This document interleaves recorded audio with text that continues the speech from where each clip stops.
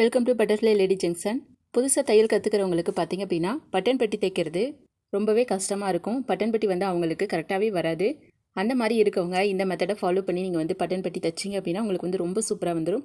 Button பட்டி அழகாகவும் தைக்கணும், எளிமையாகவும் தைக்கணும். அது வந்து எப்படி தைக்கணும் அப்படிங்கிறத நான் வந்து சொல்லிக் கொடுக்குறேன். நீங்கள் வீடியோவை ஸ்கிப் பண்ணாமல் பார்த்து தெரிஞ்சுக்கோங்க. சேனலுக்குள்ளே புதுசாக வந்திருக்கீங்கன்னா சேனலை சப்ஸ்கிரைப் பண்ணிக்கோங்க.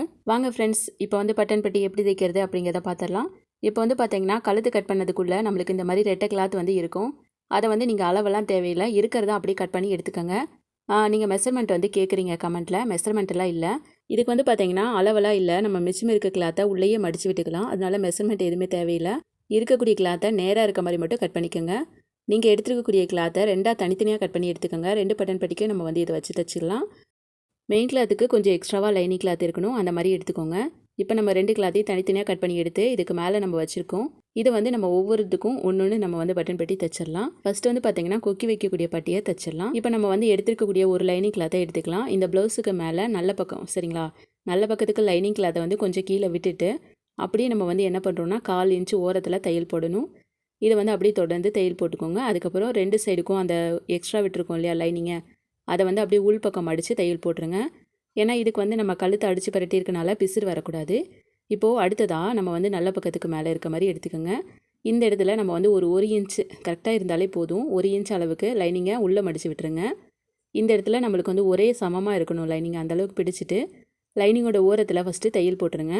இது வந்து நம்ம எந்த அளவுக்கு மடிக்கிறோமோ அந்த சைஸில் தான் நம்மளுக்கு பட்டன் பட்டி வரும். இதே மாதிரி அந்த மடிப்பை வந்து கரெக்டாக பார்த்துக்கோங்க. இதே அளவுக்கு நம்ம வந்து தையல் போட்டுக்கலாம்.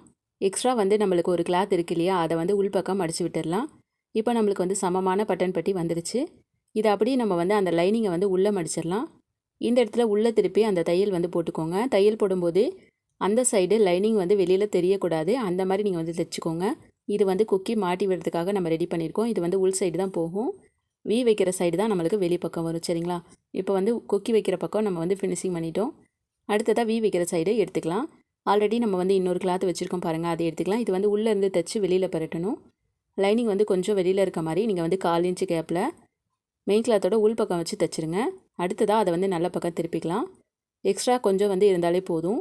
இப்போ வந்து சின்னதாக ஒரு தடவை மடிச்சுட்டு அதை அப்படியே இன்னொரு தடவை மடிங்க. ஆல்ரெடி நம்ம வந்து பிசுறு தைச்சிருக்கோம் பாருங்கள், அந்த பிசுரை மடிக்கிற மாதிரி வைக்கணும் சரிங்களா. இது வந்து நிறைய பேத்துக்கு தெரியறதில்ல. ஒரு தடவை குட்டியாக மடிச்சிக்கலாம். அதுக்கப்புறம் பார்த்திங்கன்னா அதை வந்து கொஞ்சம் பட்டையாக மடிச்சிட்டோம் அப்படின்னா நம்மளுக்கு வந்து அந்த பிசுறு மறைஞ்சிரும். பாருங்கள், அந்த பிசுறு வந்து தையல் வந்து உள்ளே இருக்க இந்த மாதிரி நீங்கள் தைக்கும்போது சென்டரில் தையல் போடுங்க. 2 சைடுக்கும் அந்த பிசுரை வந்து உள்ளே மடிச்சிருங்க. நிறைய பேர் என்ன பண்ணுறாங்கன்னா அந்த மாதிரி இதை தைச்சி உள்ளே வந்து பரட்டிடுறாங்க. இது வந்து வெளிப்பக்கம் தான் வரணும். இப்போ நம்மளுக்கு வந்து ஒரு சைடு ஓப்பன் இருக்கு இல்லையா, இது வந்து வி வைக்கிறதுக்கு நம்மளுக்கு சரியாக இருக்கும். இப்போ நம்ம 2 பட்டன் பட்டியும் சேர்த்து எடுத்து வச்சு செக் பண்ணி பார்த்துக்கலாம். ஒரே சமமாக இருக்கான்னு பாருங்கள், இல்லைன்னா வி வைக்கும்போது மாறி வந்துடும். பொதுவாகவே ஒரு ப்ளவுஸுக்கு 5 கொக்கி வரைக்கும் வச்சுக்கலாம். ஸ்டார்டிங்லேருந்து கரெக்டாக டிஸ்டன்ஸ் வந்து சமமாக பார்த்துக்கோங்க. இல்லைன்னா உங்களுக்கு வந்துட்டு கொக்கி ஒரு சைடு அதிகமாக கம்மியாக வந்துடும். மார்க் பண்ணிவிட்டு வி வைங்க. வி வைக்கும்போது முன்ன பின்ன உங்களுக்கு தையல் ஓட்ட தெரிலைன்னா நீங்கள் வந்து ஒரு தையல் போட்டுருங்க. ரெண்டாவது ஒரு தையல் போட்டிங்கன்னா ஸ்ட்ராங்காக இருக்கும். புதுசாக ப்ளவுஸ் தைக்கிறவங்களுக்கு வி வந்து முன்ன பின்ன தையல் ஓட்டுறது வராது. அதனால் ஒரு தையல் போட்டுக்கோங்க, ரெண்டாவது ஒரு தையல் போட்டுக்கோங்க, உங்களுக்கு சூப்பராக வந்துடும். இந்த மெத்தடை ஃபாலோ பண்ணி நீங்கள் வந்து பட்டன் பட்டி வச்சு பாருங்கள், ரொம்ப சூப்பராக இருக்கும். இந்த வீடியோ உங்களுக்கு யூஸ்ஃபுல்லாக இருந்திருக்கும்னு நினைக்கிறேன். பிடிச்சிருந்துச்சுன்னா ஒரு லைக் பண்ணுங்கள். இதே மாதிரி டெய்லரிங் வீடியோஸ்க்கு இந்த சேனலை ஃபாலோ பண்ணிக்கோங்க.